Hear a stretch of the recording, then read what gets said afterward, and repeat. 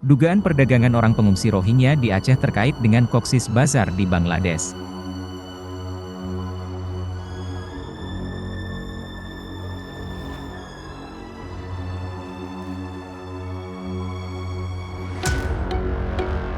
Deputi Bidang Koordinasi Keamanan dan Ketertiban Masyarakat Kementerian Koordinator Politik, Hukum, dan Keamanan, Irjen Rudolf Albert Rodja, mengungkapkan dugaan perdagangan orang yang melibatkan pengungsi Rohingya terkait dengan Cox's Bazar di Bangladesh.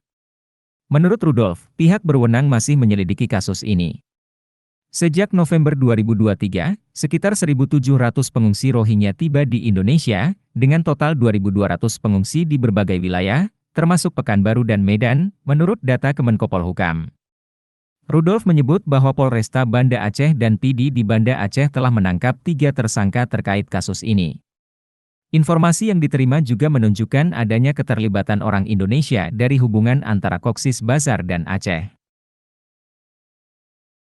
Rudolf, yang juga menjabat Kasatgas Penanganan Pengungsi Luar Negeri Kemenkopolhukam, menyatakan bahwa yang telah ditangkap adalah pemain lapangan, sementara pihak berwenang masih menyelidiki pelaku yang berada di tingkat lebih tinggi. Salah satu tersangka, Muhammad Amin, MA, seorang pengungsi Rohingya, ditetapkan sebagai tersangka dalam kasus penyeludupan manusia ke Indonesia. Kapolresta Banda Aceh, Kombes Pol Fahmi Irwan Ramli, menjelaskan bahwa MA dan warga Rohingya lainnya mendarat di Aceh pada Desember 2024. Setelah mendarat, MA dan seorang warga Rohingya lainnya dipisahkan dari kelompok mereka, tetapi kemudian diamankan oleh warga setempat dan diserahkan ke polisi.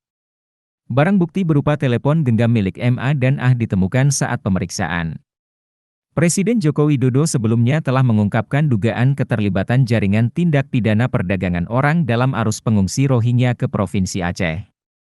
Pemerintah Indonesia bersikeras untuk menangani masalah ini, dan Menko Polhukam Mahfud MD diberi tugas untuk menyelesaikan kasus ini.